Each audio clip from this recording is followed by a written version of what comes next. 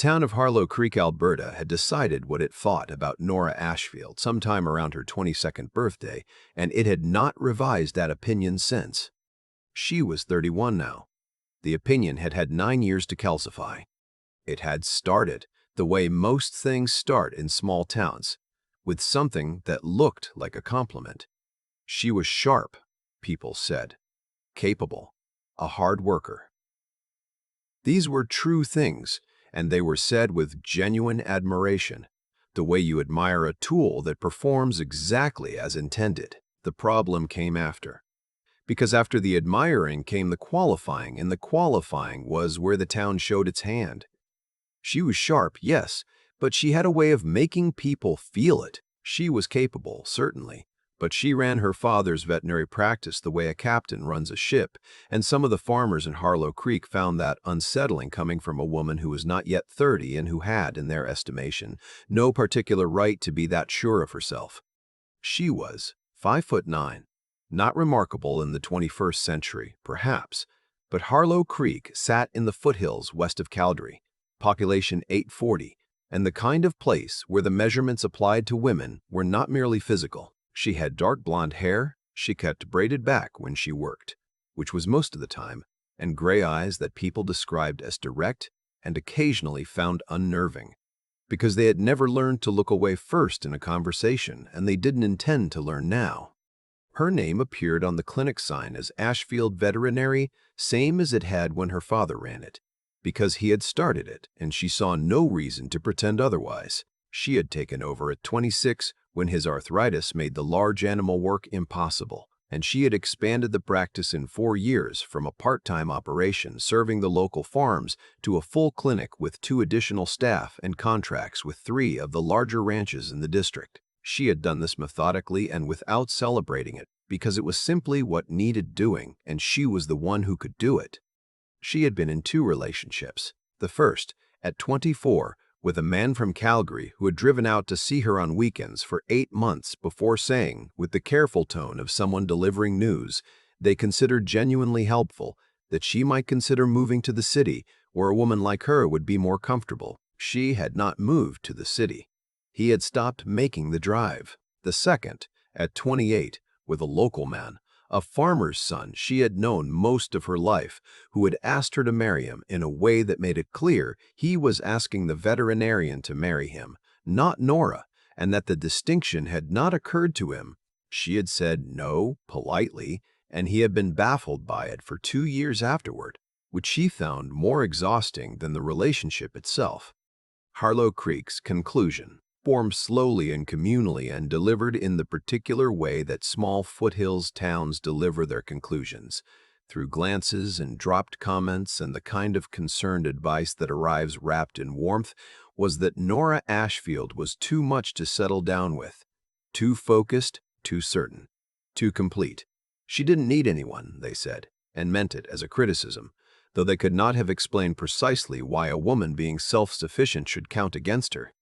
Nora had her own conclusion, which was that she had not yet met a man who was enough, and that this was a different problem entirely, and one she found less distressing than the town believed she should. She was, if she was honest with herself in the evenings, after the last call was done and the clinic was quiet and the Alberta sky was doing something extraordinary outside the window that no one else was watching, not entirely at peace with it either. There was something she hadn't found. She knew its shape. She had stopped expecting to find it in Harlow Creek, which had shown her most of what it had. She was wrong about that. He arrived on a Tuesday in March. His name was James Whitford, and he had come to Harlow Creek because the Brennan operation, 1,200 acres of cattle and quarter horses, 15 kilometers south, had brought him in as their new ranch manager after their previous one retired following 20 years of service. James had come recommended from a spread in Saskatchewan, and before that from one in the Peace River country, and before that from a brief and instructive period working horse rescue in the Kootenays, which was where he had learned that the animals with the most history were usually the most worth the work. He was 37, He had the particular quality of stillness that belongs to people who have spent a long time outdoors in weather and who have learned that most things that seem urgent are not, and that the things that actually are urgent tend to announce themselves clearly. He came to Ashfield Veterinary on his third day in Harlow Creek because the Brennan operation needed a vet relationship established, and because 3 of their working horses were due for spring assessments, and because the previous ranch manager had spoken well of the clinic in his handover notes. He pushed through the door at 8:30 in the morning. The receptionist, a young woman named Bev, who had worked for Nora for 2 years and had become, in that time, an efficient and perceptive reader of situations, told him the veterinarian was in the back, doing a post-surgical check on a border collie, and he could wait or he could come through. He came through. Nora was crouched beside the recovery kennel, speaking quietly to the dog inside, a black and white male, 8 years old, post-abdominal surgery, looking at her with the glassy trust of an animal that has been frightened and is now, because of her, not frightened anymore. She was not performing calm for the dog. She was simply calm, which was a different thing, and the dog could tell the difference, and so, from the doorway, could James. She looked up. Gray eyes, direct, the kind of look that is not rude and is not warm, but is completely honest, which is rarer than either. "You're from the Brennan place," she said. It was not a question. James Whitford. He stayed in the doorway, which was the right instinct. You do not walk into a recovery space uninvited. "I called ahead. Bev told me." She stood, pulled off one glove, and came toward him. "You're earlier than I expected." "I can wait." "No." She shook his hand once, briefly, with the handshake of someone who has been shaking hands with farmers for years and has no patience for the performative kind. "Come through to the office. I'm done here." They sat across the desk from each other, and she went through the Brennan horses methodically, their records from the previous vet, the spring schedule, the assessment process, and what it would involve. She spoke the way she did everything, which was directly and without filler. He listened the way people listen when they are actually interested, which is to say without looking at his phone or preparing what he was going to say next. "You've done large animal work before," she said. It was not quite a question. "Enough to know what I don't know," he said. She looked at him for a moment. "That's the useful answer. What's the wrong answer?" "Telling me you've seen it all," she said. "No one's seen it all. The ones who think they have are the ones who stop paying attention." He almost smiled. Fair point. She wrote the appointment into the system herself, which Bev would normally do, and she did not examine why she was doing it herself. She walked him back through the clinic, and at the door she said, "Second week of April for the assessments. I'll send the confirmation." "Appreciate it." He put on his jacket. At the door he paused, not awkwardly, but with the consideration of someone who has thought of something worth saying. "The dog in recovery. Is he yours?" She was surprised. Not visibly, but she registered it internally. People did not usually ask about the dog. "No. He belongs to a family south of town. He'll go home Friday." "Good," James said, and left. Nora stood in the clinic doorway for a moment after his truck turned out of the lot. Then she went back to the collie. He came back Thursday, not for the horses. The appointment was 3 weeks away. He came because he was in town for supplies and because the feed merchants was 2 buildings down from the clinic, and because he had thought about the gray-eyed veterinarian twice since Tuesday, which was enough to tell him something. "Mr. Whitford," Nora said, looking up from the counter where she was reviewing lab results on a tablet. "I don't need anything." He stood in the reception area, which was empty. Bev was on lunch. "I was passing. I thought—" He stopped, then continued, because he was not a man who retreated from honesty simply because it was mildly exposing. "I thought I'd ask if there was anywhere in Harlow Creek worth eating. I've been here 4 days, and I've had 2 meals from the gas station." She put the tablet down. The expression she turned on him was evaluating and, underneath the evaluation, slightly amused. "There's a diner on the main street, Rose's. The soup is made from scratch, and the coffee is not terrible, which in a town this size is not a given. And what should I avoid? The hotel bar does food, but the cook is new and hasn't found his feet yet. She paused. The Italian place on the highway is better than it looks from the outside. Is there anything else I should know about the town? She leaned on the counter. People here are generally good, she said. They look out for each other, which is genuine. They also have opinions about things that aren't their business, which is the other side of that same quality. He looked at her steadily. Have they got opinions about you? There it was, the directness of it. She absorbed it without flinching, because she did not flinch. But she registered the quality of the question, not prying, not provocative, but actually interested. This town has had opinions about me since I was 22, she said. I've largely stopped finding that interesting. What do they say? That I'm too much, she said, evenly. She had said it enough times that it had lost the power to sting. Too focused, too certain, too settled in my own company. James Whitford looked at her for a long moment with his steady, outdoor-weathered attention. That sounds like a description of someone who knows what they're doing, he said. Nora said nothing for a moment. Then, most people here don't hear it that way. Most people here, he said, probably haven't managed a large cattle operation on their own. He bought a bag of antiseptic wipes from the supply rack by the door. The clinic sold basic supplies to farmers and said goodbye and left. The purchase cost $4 and was clearly not the reason for the visit, and they both knew it, which was its own kind of honesty. The town noticed. Small towns notice the things you least want them to, with the reliability of a natural law. By the end of the second week, it was known that the new Brennan manager had been to the clinic twice when he had no evident appointment. By the third week, it was known that Nora Ashfield and the man from Saskatchewan had been seen at Rose's Diner on a Wednesday evening, across from each other in a booth, talking for 2 hours over soup and coffee and what appeared to be an animated disagreement about something that both of them found more enjoyable than agreement would have been. Harlow Creek had formed the collective opinion that James Whitford either did not know Nora Ashfield's reputation or did not care or decked. And this was the possibility the town found most confusing, had formed his own opinion and saw no reason to update it based on theirs. It was Don Pelletier, who ran the fuel co-op and had known James from a cattle conference years before, who decided to say something. He said it at the co-op on a Thursday afternoon while James was filling the Brennan truck. Nora Ashfield's a good vet, Don said, leaning against the pump housing in the particular posture of a man who is about to say something he has decided it is his duty to say.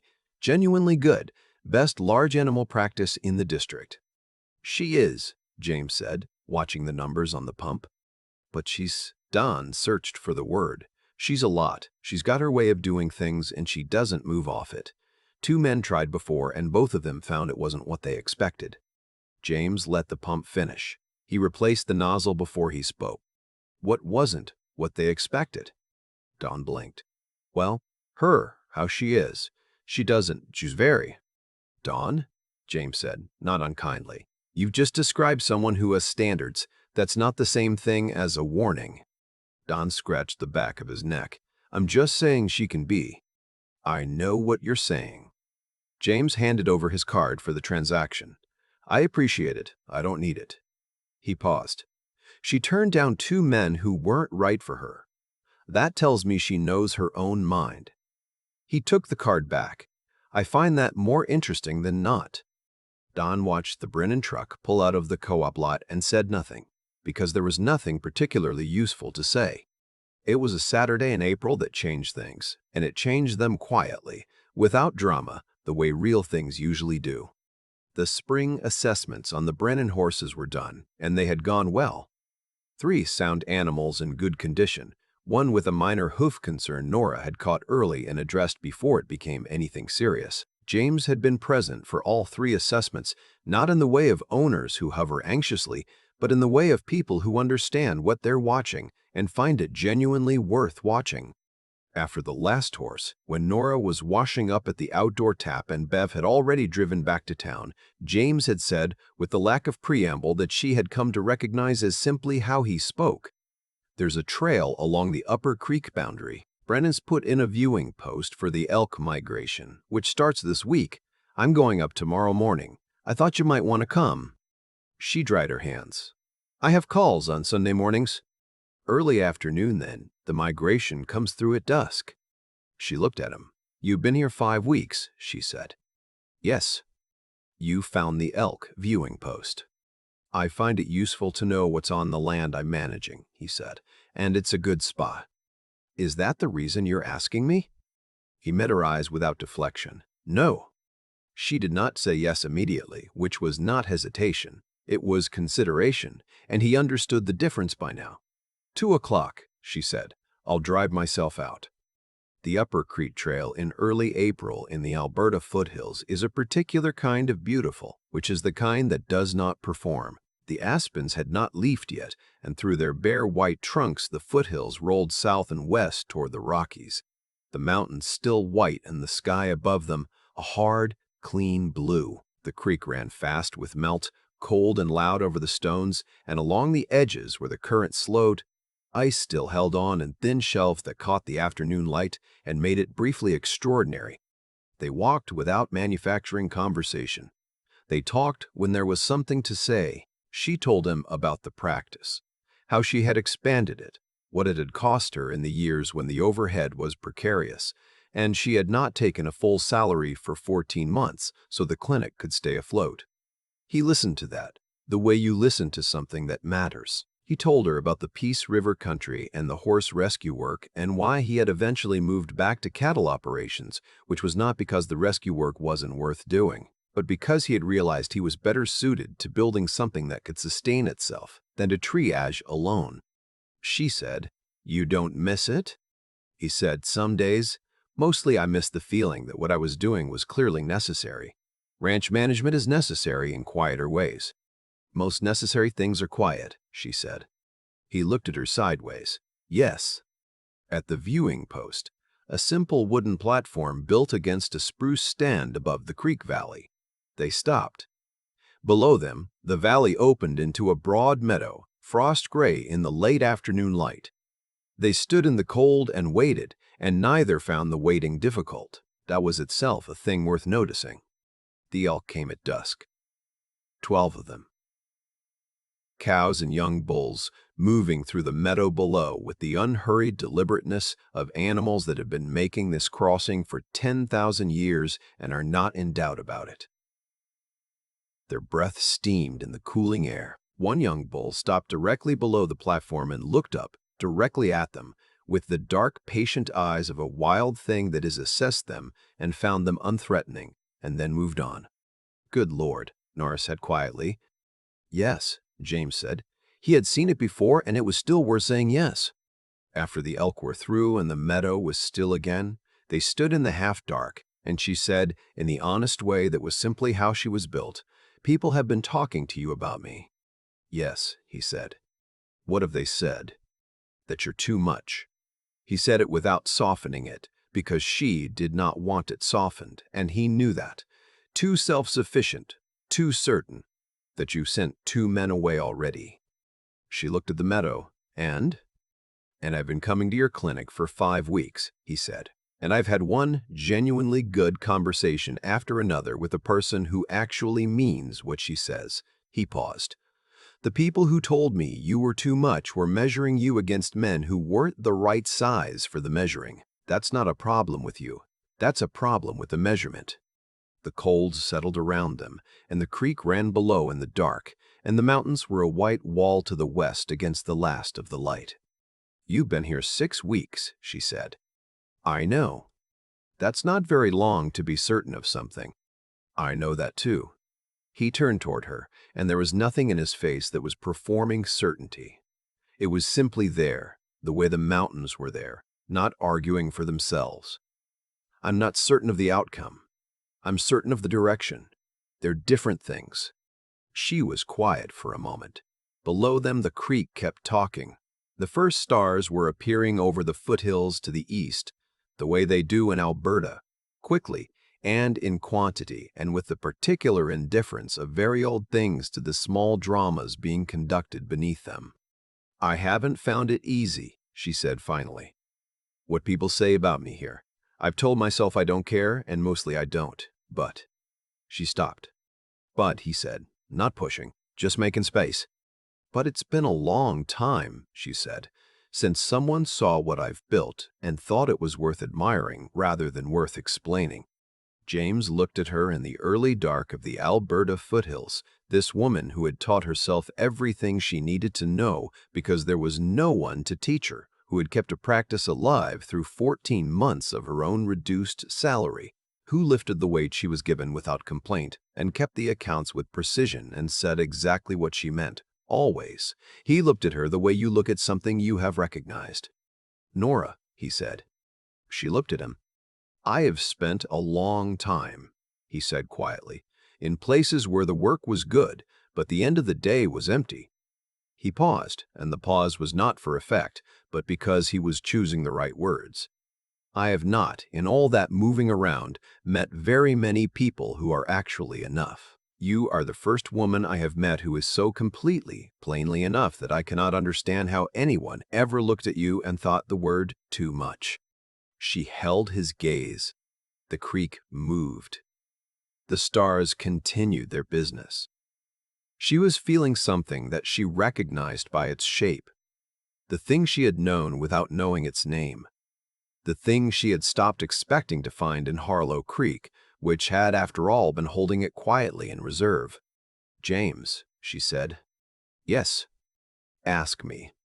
He asked her. She said yes. They did not rush anything. That was not their way. It was not the way of either of them, and they had that in common, along with everything else they were discovering they had in common. They spent the spring evenings in the way of people who have found someone worth spending evenings with. At the clinic after closing, where Nora went through the accounts and James read ranch reports at the other end of the desk, and neither felt the need to fill the quiet. At the Brennan foreman's house on the weekends, where the supper was straightforward and the conversation was not, and where they worked through disagreements the way people work through them when they respect each other enough to disagree properly. The town watched with the concentrated interest of a community that has written someone off and is now being asked to revise. Don Pelletier said he'd never doubted it. Bev, who had watched from the clinic reception desk and had opinions she kept mostly to herself, said she'd known in the first week. Nora's father, who had retired to a small house on the edge of town, and who had been watching his daughter manage things alone for 5 years, with the quiet love of a man who trusts his child's judgment, but knows what she is missing, sat in his chair by the south window on the June morning they came to tell him, and he held her hand for a long moment and did not say anything, because what he was feeling was too large and too good to fit into words without losing something. They were married in September, on the Brennan land, on a clear Alberta day when the aspen had gone gold and the Rockies were doing something complicated with the afternoon light. It was a small ceremony, because Nora had no use for elaborate and James had no patience for it, and the combination produced exactly the wedding that was true to both of them, which is the only kind of wedding that matters. Harlow Creek attended because Harlow Creek attended everything, and because there was an additional quality of interest in attending the wedding of a woman the town had decided was too much and a man who had apparently listened to that assessment and drawn his own conclusion from the available evidence.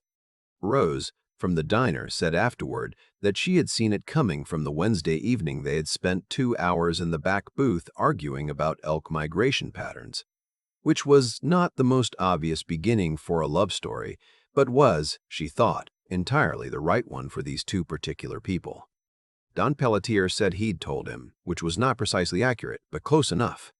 Nora ran Ashfield Veterinary and expanded into equine dentistry in the 2nd year of their marriage because there was a need in the district, and she was the one who could fill it, and she had never been in the habit of leaving a gap unfilled. James ran the Brennan operation and took on a second contract in the 3rd year, and the two of them built their respective practices the way people build things when they are not doing it alone, with the steadiness that comes from knowing that at the end of the day, the effort is not disappearing into emptiness. She drove out to the Brennan land every Sunday morning, The elk trail along the upper creek became her thinking place, the way that particular stretches of land become part of a person's interior life when they return to them enough times. The town saw her drive past in her clinic truck on Sunday mornings and eventually stopped remarking on it, because it had become simply part of what was true about Nora Whitford, though she kept Ashfield on the clinic sign, because her father's name had been there first and she was not the kind of person who erased what came before. The town's opinion revised itself, as small-town opinions do, gradually and without any announcement, and without anyone acknowledging that a revision was occurring. And it settled in the end on the simple thing that had always been true, that she was exactly right. She had always been. It had simply taken the right man to show up, look at what she had built, and say, without ceremony, without qualification, that it was more than enough. I keep thinking about the moment Nora sat across from James at Rose's diner. 2 hours, soup going cold, neither of them in any hurry to leave. Nobody planned that evening. Nobody engineered it. It happened because two people with enough self-respect to be honest found that honesty was, between them, easy. That's the part that stays with me. Nora didn't change to get there. She didn't make herself smaller or quieter or less certain. She had spent 9 years being told, in the kind and indirect way that small communities specialize in, that the very things that made her good at her work made her difficult to love, and she had looked at that verdict and she had not accepted it, and she had kept going anyway. That takes something. It takes the kind of character that doesn't need external permission to keep being itself, the kind that does the right thing not because someone is watching, but because it's simply who you are when no one is. That's what I'd call integrity, though it's an overused word. What I mean is, Nora had a spine made of her own values, not other people's approval. She ran that clinic honestly. She treated her animals with care. She said what she meant, and over time, those things accumulated into a life that was genuinely hers, not a performance of what a woman in Harlow Creek was supposed to want, but the actual thing she had built with her own hands and her own mind. James saw that, not because he was unusually perceptive in some mysterious way, but because he had the same quality in himself. The ability to look at a situation directly and draw his own conclusions from the evidence, rather than borrowing them from the room. That's a form of intelligence that doesn't show up on any test. It's the kind that asks, what do I actually see here, as opposed to, what have I been told to see? He asked that question. The answer was Nora. And then there is the question of endurance, the part nobody talks about when they tell stories about people finding each other. The 14 months Nora didn't take a full salary, the 2 relationships that didn't work, that she ended cleanly, because she knew what was wrong with them, even when it would have been easier not to know.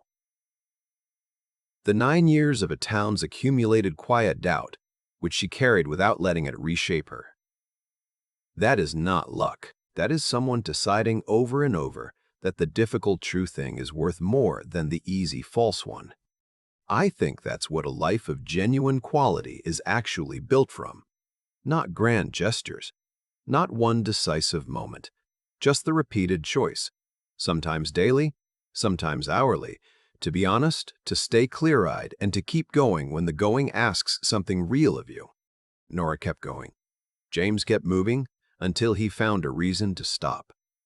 They found each other in a small town in the Alberta foothills, at a viewing post above a creek, watching elk cross a frost-gray meadow in the early dark. That is, by any measure, exactly enough.